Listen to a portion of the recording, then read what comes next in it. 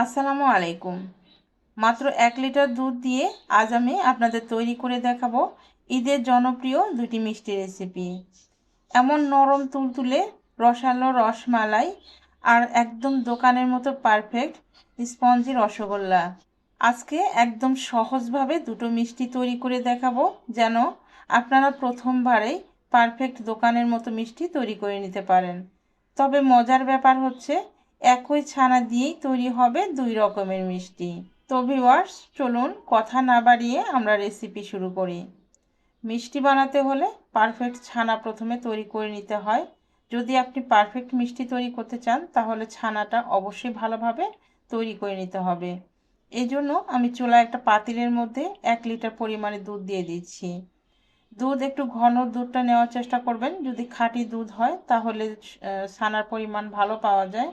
আমি যে দুধ এখানে নিয়েছি এই দুধটা একটু পাতলা ছিল, যার কারণে এখানে প্রায় 1 কাপের মতো গুঁড়া দুধ অ্যাড করে দিচ্ছি। প্রথমে দুধ একটু গরম করে নিতে হবে। দুধ যখন একটু গরম হবে তখন গুঁড়া দুধ দিয়ে ভালোভাবে নেড়েচেড়ে মিশিয়ে নিচ্ছি।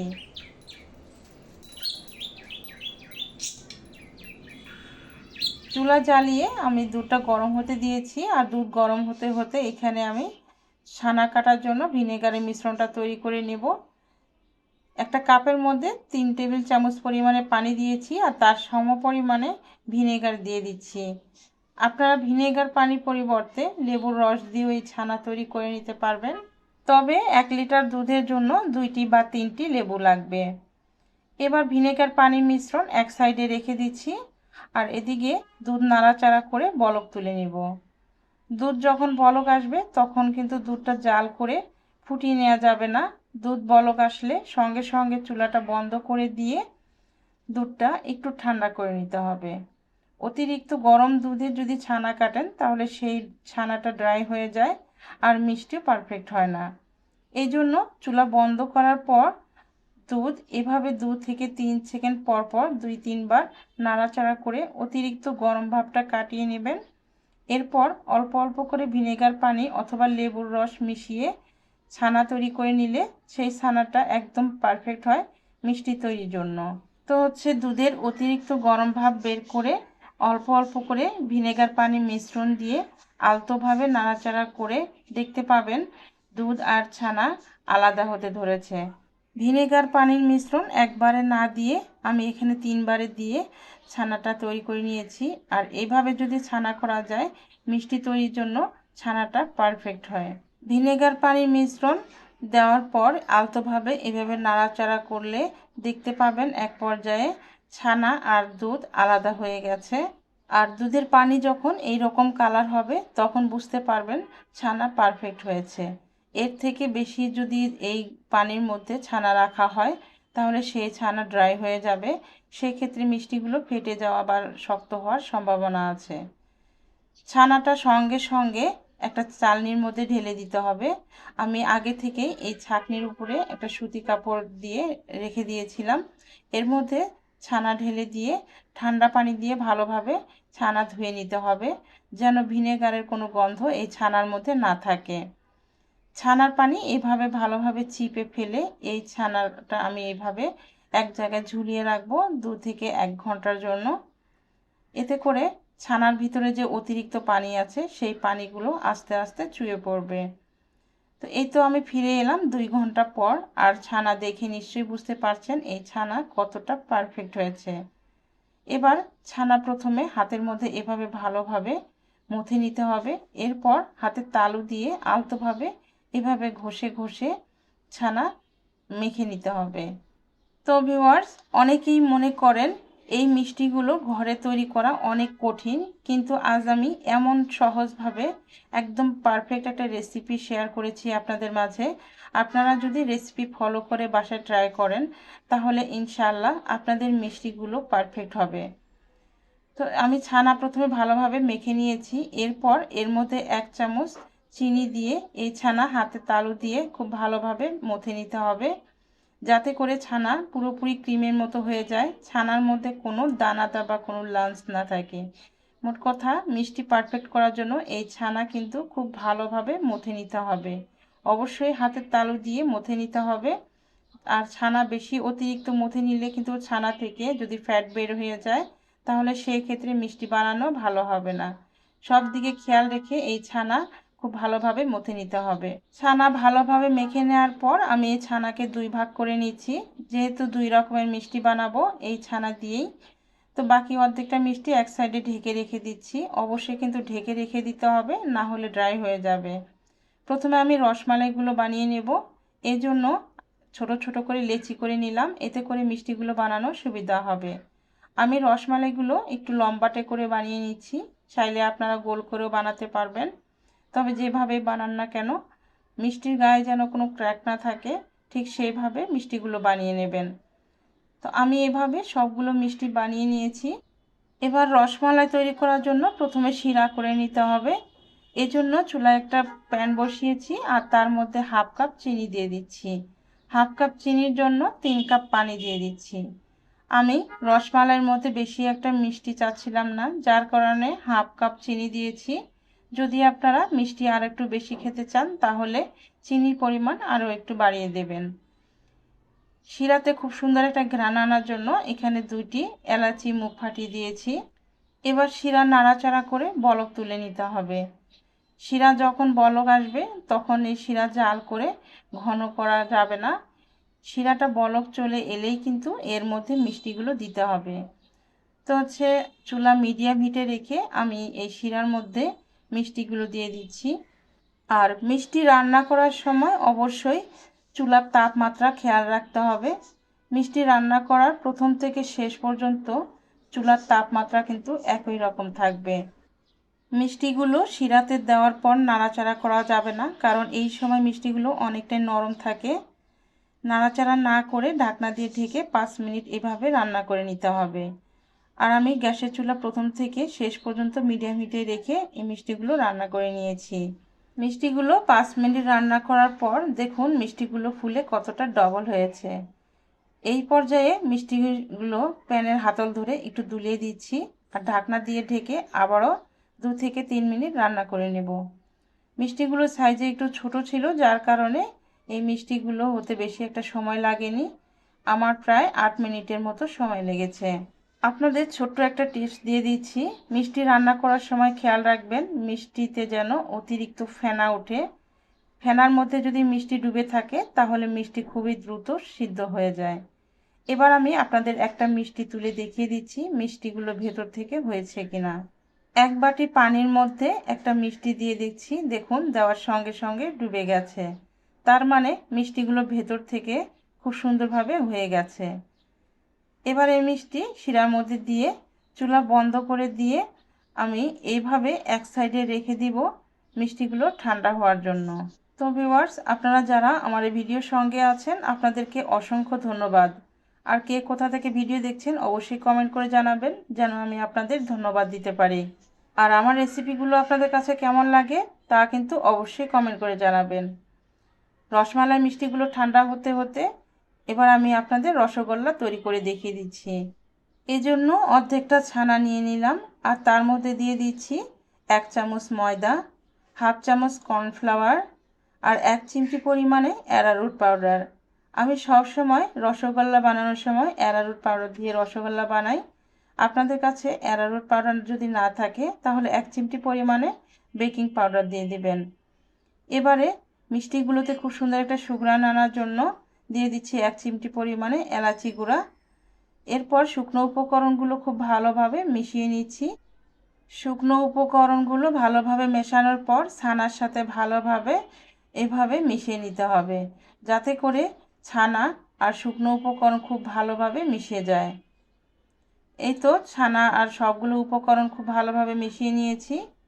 এবার এই ছানা ঢেকে রসগোল্লা বানানোর জন্য শিরা তৈরি করে নিচ্ছি। এজন্য চুলায় একটা কড়াই বসিয়েছি আর তার মধ্যে 1 কাপ পরিমাণে চিনি দিয়েছি। আর 1 কাপ চিনির জন্য আমি এখানে মোট 5 কাপ পানি দিয়ে দিচ্ছি।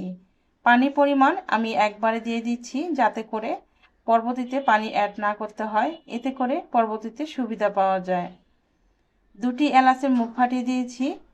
এবার একটু নাড়াচাড়া করে দিচ্ছি। যখন চিনি গলে যাবে তখন ঢাকনা দিয়ে ঢেকে চুলা একদম লো হিটে করে এভাবে রেখে দিচ্ছি। মিষ্টি বানাতে বানাতে শিরা ওদিকে বলক চলে আসবে। এবার মিষ্টিগুলো বানিয়ে নেব। তার আগে 1 চামচ গুঁড়া দুধ দিয়ে আবারও খুব ভালোভাবে এই ছানা মথে নিচ্ছি। ভালোভাবে মথে নেওয়ার পর রসগোল্লা বানানোর জন্য এই ছানা আমাদের একদম রেডি হয়ে গেছে। এবার এখান থেকে ছোট ছোট করে লেচি আলাদা করে নিচ্ছি। এতে করে মিষ্টিগুলো বানানোর সুবিধা হবে আর সবগুলো মিষ্টি এক সাইজের হবে।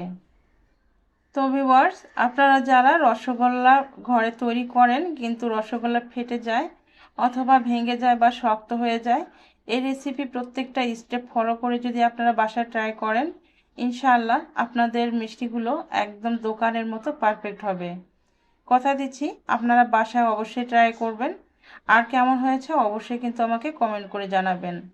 এবার মিষ্টিগুলো আমি তৈরি করে নিচ্ছি। মিষ্টিগুলো এমনভাবে তৈরি করতে হবে যাতে করে মিষ্টির গায়ে কোনো ক্র্যাক না থাকে। মিষ্টির গায়ে যদি কোনো ফাটা থাকে তাহলে শিরাতে দেওয়ার পর এই মিষ্টিগুলো আরও ফেটে যাওয়ার সম্ভাবনা আছে।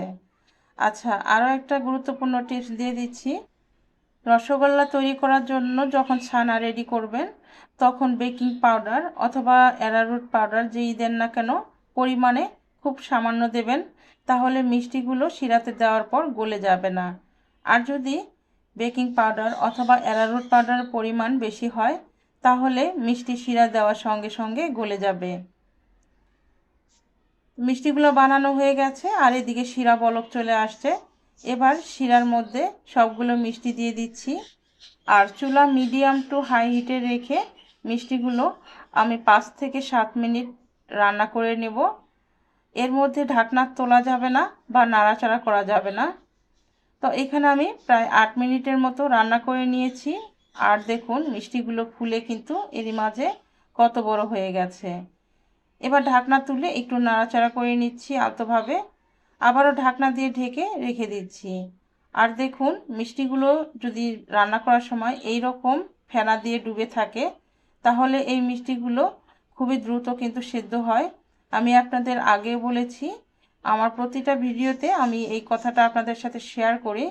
মিষ্টি রান্না করার সময় মিষ্টিতে অতিরিক্ত যেন বাবলস ওঠে বা ফেনা ওঠে, তাহলে মিষ্টি দ্রুত সেদ্ধ হবে। আবারও প্রায় 15 মিনিট পর আমি ফিরে এলাম। এবার আপনাদের দেখিয়ে দিচ্ছি মিষ্টিগুলো হয়েছে কিনা। আর এর মাঝে কিন্তু আমি আবারও মিষ্টিগুলো একবার নাড়া দিয়ে নিয়েছিলাম। এবার মিষ্টিগুলো ভেতর থেকে হয়েছে কিনা চেক করার জন্য পানির মধ্যে একটা মিষ্টি দিয়ে দিচ্ছি। দেখুন দেওয়ার সঙ্গে সঙ্গে ডুবে গেছে, তার মানে এই মিষ্টি ভেতর থেকে খুব সুন্দরভাবে হয়ে গেছে। এবার এই মিষ্টি শিরার মধ্যে দিয়ে দিচ্ছি আর দেখুন এই মিষ্টি শিরাটাও একদমই কিন্তু পারফেক্ট আছে, না বেশি ঘন না বেশি পাতলা, ঠিক এমনটাই কিন্তু হবে। এই জন্য প্রথমেই আমি চিনির সাথে পানি পরিমাণ মতো অ্যাড করে দিই যাতে করে মিষ্টিগুলো খুব সুন্দরভাবে সেদ্ধ হয় আর শিরা যেন পারফেক্ট থাকে। এবার চুলা বন্ধ করে দিয়ে আমি এই মিষ্টিগুলো সারা রাতের জন্য রেখে দিব। আর সারা রাত যদি মিষ্টি শিরার মধ্যে রাখা হয় তাহলে সেই মিষ্টিগুলো সকালে উঠে কিন্তু খেতে ভালো লাগে আর মিষ্টিগুলো রস খেয়ে কিন্তু টুসটুসে হয়ে থাকে। এবার আমাদের রসমালাইয়ের বাকি কাজটা করে নিতে হবে। আর দেখুন রসমালাইয়ের মিষ্টিগুলো কতটা রস খেয়ে নিয়েছে, এই রসগুলো চিপে আমাদের আলাদা করে নিতে হবে। তো সবগুলো মিষ্টি আমি এইভাবে চিপে নিচ্ছি। আর দেখুন রসমালাইয়ের মিষ্টিগুলো এতটাই পারফেক্ট হয়েছে, চিপে রস বের করার পর আবারও কিন্তু ফুলে উঠেছে। এবার এই রসের মধ্যেই আমি মালাইটা তৈরি করে নেব। এই জন্য এই শিরার পাতিল চুলায় বসিয়ে দিলাম আর এই শিরার মধ্যে প্রায় 2 চামচের মতো চিনি অ্যাড করে দিচ্ছি। আপনারা যদি মিষ্টি খেতে বেশি পছন্দ করেন তাহলে এর মধ্যে চিনি পরিমাণ আরও একটু বাড়িয়ে দিতে পারেন। এবার চুলা জ্বালিয়ে শিরা অনবরত নাড়াচাড়া করে ক্যারামেল করে নিতে হবে। ক্যারামেল যেন পুড়ে না যায় এই জন্য ক্যারামেলের মধ্যে একটু পানি দিয়ে দিচ্ছি আর পানি দিয়ে আবারও নাড়াচাড়া করে ক্যারামেল আর পানি খুব ভালোভাবে মিশিয়ে নিচ্ছি। মেশানোর পর এখানে আমি 500 ml দুধ দিয়ে দিচ্ছি। দুধ দিয়ে আবারও নাড়াচাড়া করে ভালোভাবে মিশিয়ে এটাকে জাল করে একটু কমিয়ে নেব। আমি রসমালাইয়ের শিরা দিয়েই খুবই সহজভাবে এই মালাইটা তৈরি করে নিচ্ছি। আমার মনে হয় এর থেকে আর সহজ পদ্ধতি হতে পারে না। আগে থেকে যে শিরার মধ্যে এলাচি ছিল সেই এলাচগুলো ফেলে দিয়ে আবারও দুটো এলাচ মুখ ফাটিয়ে দিলাম, যেন মালাইয়ের মধ্যে এলাচের ঘ্রাণ খুব সুন্দর করে বেরিয়ে যায়। এবার দুধ জাল করে নাড়াচাড়া করে এই দুধ ঘন করে নিয়েছি। দেখতেই পাচ্ছেন মালাইটা কতটা ঘন হয়েছে। এবার আগে থেকে যে মিষ্টিগুলো চিপিয়ে রেখে দিয়েছিলাম এই মিষ্টিগুলো দেখুন ফুলে কতটা ডবল হয়েছে। এবার মিষ্টিগুলো মালাইয়ের মধ্যে দিয়ে দিচ্ছি আর এইভাবে আলতোভাবে নাড়াচাড়া করে 2 থেকে 3 মিনিট রান্না করে নেব, যাতে করে মালাই খুব সুন্দরভাবে মিষ্টির ভিতরে প্রবেশ করতে পারে। আর এভাবে রান্না করলে মালাইটাও ঘন হয় আর মিষ্টিগুলো অনেক ভালো হয়। চুলা বন্ধ করে দিয়ে এই রসমালাই আমি সারা রাতের জন্য রেখে দিব, পরদিন সকালে আপনাদের দেখিয়ে দিব। তো ভিউয়ার্স, রেসিপিগুলো আপনাদের কাছে কেমন হয়েছে অবশ্যই কমেন্ট করে জানাবেন। যদি আপনাদের ভালো লাগে বা কোনো কাজে আসে তাহলেই কিন্তু আমার কষ্টটা সার্থক হবে। আসছে ঈদের আগের দিন আপনারা এইভাবে মিষ্টি বানিয়ে ফ্রিজে রাখবেন আর ঈদের দিন এরকম ঠান্ডা ঠান্ডা মিষ্টি সার্ভ করবেন। দেখবেন সবাই খেয়ে আপনার প্রশংসা করবে, সবারই অনেক ভালো লাগবে। তাহলে ভিউয়ার্স, রেসিপি যদি আপনাদের ভালো লাগে আর উপকারে আসে অবশ্যই চ্যানেলটি সাবস্ক্রাইব করবেন আর ভিডিওতে লাইক দিতে কিন্তু ভুল করবেন না।